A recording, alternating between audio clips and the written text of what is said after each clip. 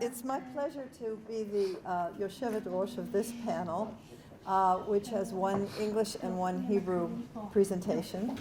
It's particularly a pleasure for me to present the two speakers.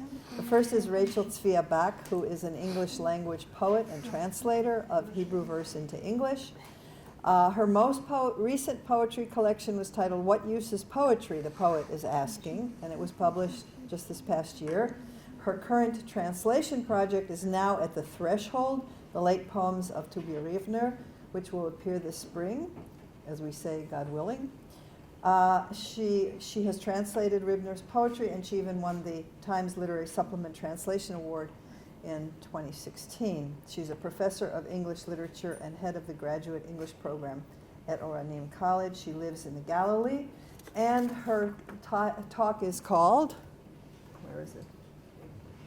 Where is it? I thought it was already up there. Always already in translation. תודה סדרה. מה שלא אמרת, כי אולי את לא יודעת, זה שאני וגדעון בני דודים. הסבא שלו והסבא שלו היו אחים. לא סתם באותו מושב? לא, זה לא סתם. הסבא שלי ירד לארצות הברית, לא ירד, הוא היגר לארצות הברית, והסבא שלו עלה ארצה, and the rest is history. ממש ככה. אז תודה לכם שאתם מוכנים להקשיב לי באנגלית, אני מאוד מודה לכם. For almost a decade, since the fall of 2010, I've been intensely and intimately engaged with the poetry of Tuvia Rübner as his English language translator, a profoundly rewarding and also humbling role. And it's been during this decade, much more than during my earlier verse translation projects, that I've thought extensively about the translator's role, specifically with regard to Tuvia's poetry and the various challenges of bringing Hebrew verse into English, and also with regard to poetic translation more generally. However, while recently researching a specific translation theory, I stumbled upon a book titled Poetry and Translation, The Art of the Impossible. And I was provoked by the title, specifically the "and" of the title, poetry and translation, not poetry in translation. And I was provoked to offer today not a talk on translation practice, but rather on the Poetics of Tuvia Rübner as viewed through the prism of translation practice and theory. That is, I'm suggesting that Rübner's poetics are themselves a poetics of translation. What I hope to develop here in the very short time I have are the various ways Rübner's poetry locates itself in the world as translation does. How, like verse translations, Rübner's poems articulate an awareness of what they cannot achieve, how they will inevitably fall short of conveying the original text, whether that original text be an experience, a historical reality, or even a painting.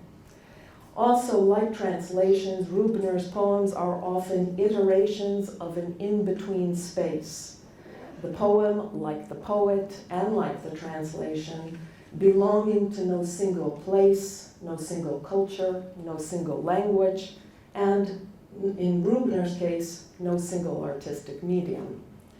Finally, I'm suggesting that just as poetry translations are so often identified by what is lost in the transfer, Tuvia Rübner's poetry is also ever aware of loss as an intrinsic attribute of the poetic creation, even as from time to time it quietly acknowledges also a gain. Of course, every artist translates the world, transmitting his or her feelings and ideas in a mediated and hence alternative, that is, translated form.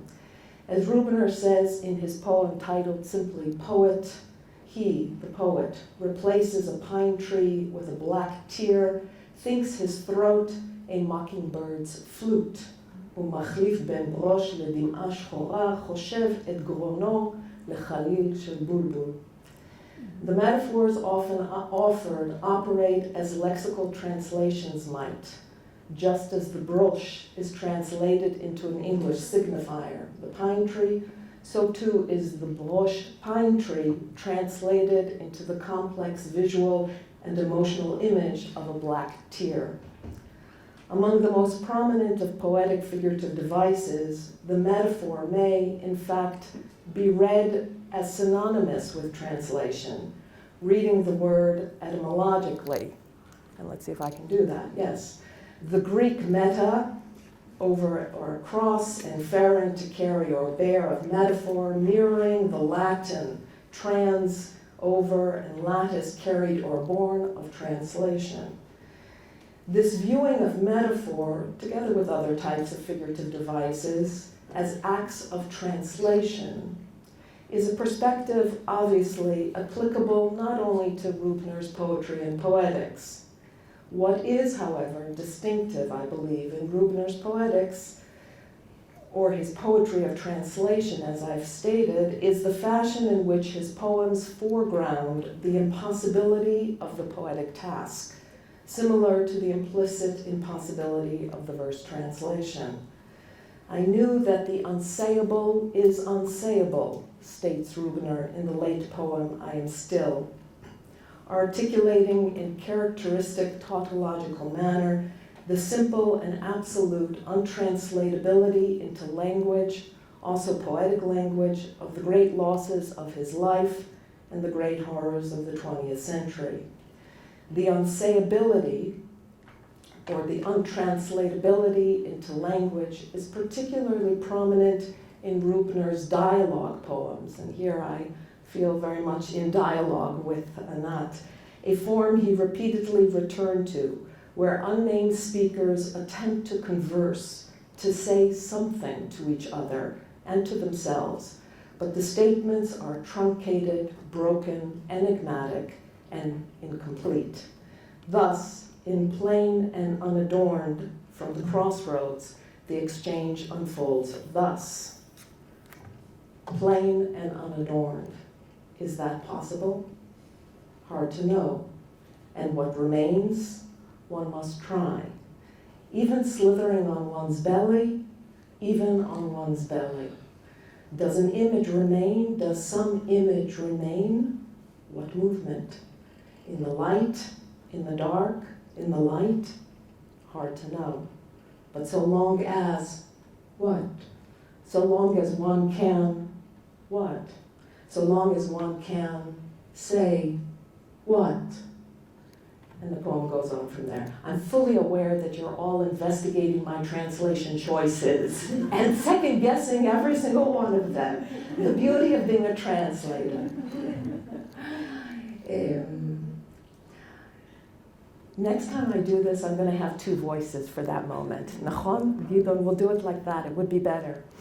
We see in the above that the answer to the existential question, what remains in the world of our fleeting and insignificant human selves, may be dependent on what, quote, one can say, that is, dependent on language, on the possibility of communication, in this case, poetic communication. But the poem's form ambushes language and poetic development, subverting each line's attempt to say something, to say anything. This is a poetry that declares impossibility as an intrinsic element of its form and content, both. One may argue that Rübner is referencing primarily, even exclusively, the horrors of the Holocaust when he speaks about the unsayable. Indeed, Rübner often stated in interviews and in personal communication that any attempt to speak of or represent Auschwitz would fail. רק מילה אחת מתאימה לאושוויץ והיא שתיקה, he declared in a 2014 interview. Later in that same interview, he states that Auschwitz is the reference point for all his poetic production. What I'm suggesting is that with that reference point, Rübner's poetic iterations come into being with the impossible, the unsayable, woven into their fabric. Thus the poet, this poet, is threatened always by muteness. And here I'm thinking of the poem that you brought, Rafi, שהוא מבקש שהיא לא תיעלם, Aleph.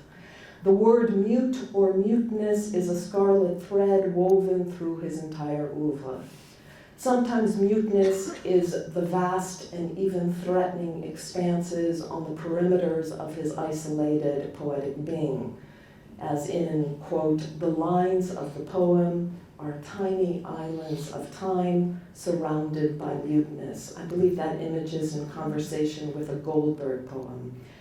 And sometimes muteness is the essence of the poetic creation, as in these lines from the 2011 poem, In My Own Old Age. My days slowly fall from me as from an autumn tree. The words close in on me and they are mute. The mute words in their muteness beg, open for us a gate at the hour of the gate's closing, be for us a mouth. The power of the image emanates from its oxymoronic nature. How can words be mute? And how do mute words beg? And how can a poet of mute words be a poet at all, as muteness annihilates him? Here, paradoxically, the mute words offer a prayer, a resonant supplication from Yom Kippur liturgy that casts the almost annihilated poet in a godlike role. Quote, open for us a gate at the hour of the gate's closing, be for us a mouth. There at the threshold, the poet allows mute words to speak for a single line before returning to the impossibility of his speaking creating task, and the poem ends thus, but how will I be for them a mouth when my whole life has been a search for living words, and the muteness is the echoes of voices from the beyond. That's actually not the final line of the poem. The gate of this poem is one of many threshold images in the works of Tuvia, and with the gate I consider the second translation attribute of Rübner's poems, the in-between positioning of his work. The gate itself appears numerous times, as in The Echo, a later poem from his last collection, that begins thus, quote, the gate is open, but there's no entering. Night descends almost hastily, as it does in our regions, and where will I rest my head? End quote. The speaker finds himself at this most resonant of places, the open gate, but this gate frustrates, refuses entry as night comes quickly. The speaker poet is there in the in-between with a voice that becomes mute, again, by poem's end. Threshold images for grounding the in-between space of very old age, the about to cross over sensibility, are to be expected in the poetry of a nonagerian poet. What is worth noting, however, is the abundance of in-between places one finds in Rübner's earlier work, too. Thus, in a very early poem titled HaCherev, the sword, through the eponymous cherev that reveals itself to be mitapechet, we find ourselves, by poem's end, at the threshold of lost Eden. ויגרש את האדם וישכן מקדם לגן עדן את הקרובים ואת להט החרב המתהפכת לשמור את דרך עץ החיים. And the poem reads thus, in full, HaCherev, the crystal voice in evening. With sword in its hand, it slowly carves in the illuminated dark the contours of the face that you loved. It turns and twists in the living flesh. I could give a whole lecture on the translation choices of this poem as an example of the impossibility of verse translation. Of course, the mythic and existential Eden that is lost is for Rübner always also the lost personal Eden, the Eden of childhood, family, safety, and home. Indeed, from his arrival in Palestine in 1941, Rübner was, and we all know, would forever be not from here, but no longer from there too, as there no longer exists. His poetry evolves from this in-between place. This liminality becomes a core element of his poetics, a liminality suggestive of verse translation that must always in some fashion reference its origins as it seeks to relocate in a new lexical landscape. The relocation for poetry that is defined by and dependent on the singular music and specific connotations of each chosen word of the original text will perforce always be incomplete. And I'm speaking to a room of quite a few poets, so they all know what I'm speaking about. So too would Rübner's relocation be incomplete, to no small degree because of his aversion to the strident rhythms of a nationalistic ideology and his refusal to embrace an identity emanating from such an ideology. States Rübner in one of his most quoted interviews, quote, Leah Goldberg wrote that there are for her two homelands, the one in which she was born, the one she chose. I feel I have two no homelands. Poetry became my homeland, he summarizes at interview's end, and thus the concrete and geographic is replaced with an intangible and transcendent entity, an art form that is itself forever in motion between speech and silence, between poet and reader. The third and final attribute of what I've termed Rübner's Poetics of Translation is the fashion in which a certain loss is intrinsic to the creation process. I'm thinking of Walter Benjamin's notion of poetry translation as, quote, the echo of the original, end quote, even as that translation, he suggests, will create a new music. The echo is an auditory marker of what is not, the present iteration of an absence, the something lost. This attribute of verse translation is, I believe, most prominently expressed by Rübner in his singular and extensive body of acrostic poems, and I'm returning to material that has been very present today, with good reason.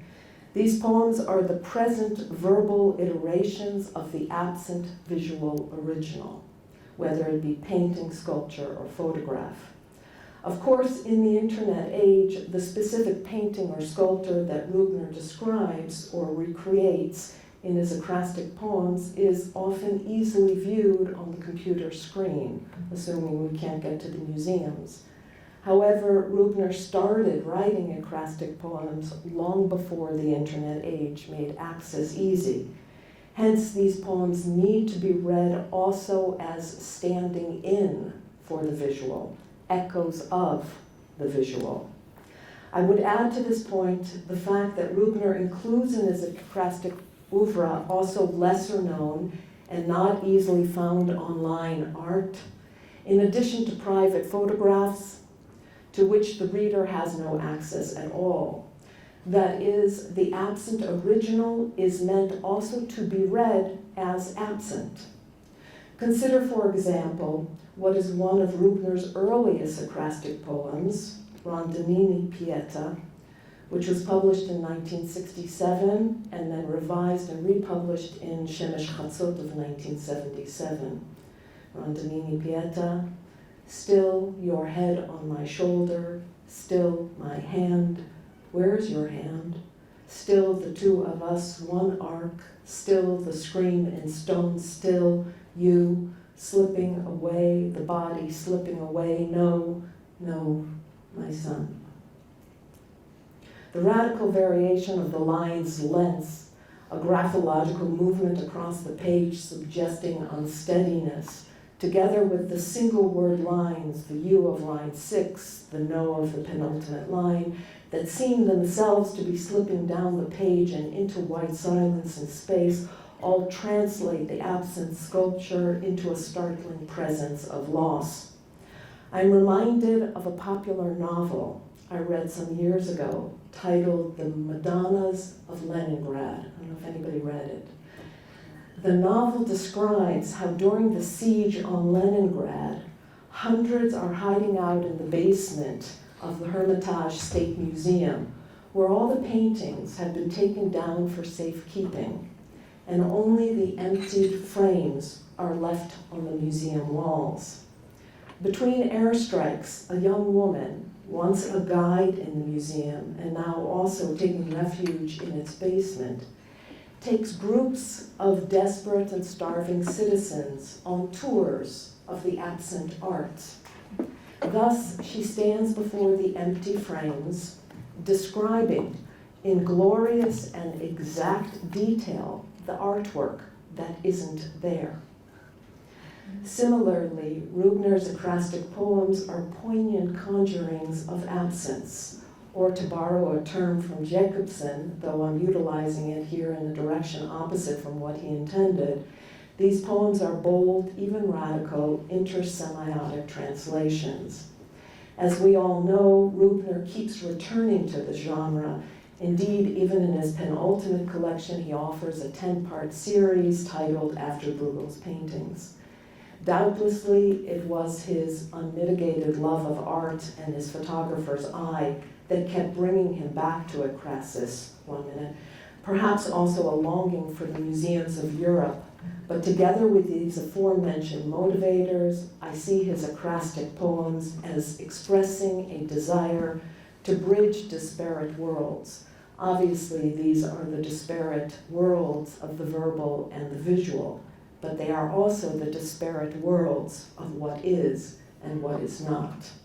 I'll skip to the end, and so I close my talk with a late Rübner poem that for me describes how poetic creation happens from within this not here, not there place, a poem utilizing yet another Rübner leitmotif of in-betweenness, and that is, of course, the angel.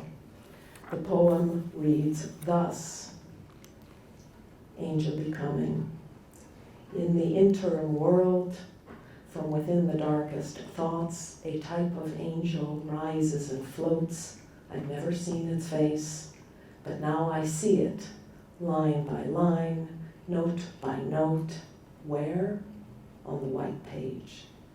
Between the divine and the human, in an interim world, a type of angel appears, slowly, line by line, note by note. It rises in lettered shapes, surrounded by white space. There on the white page, the angel becomes a poem, and the poem, a translation of feeling into lexis and form, offers for a moment a type of transcendence, fleeting, modest, and true. Thank you.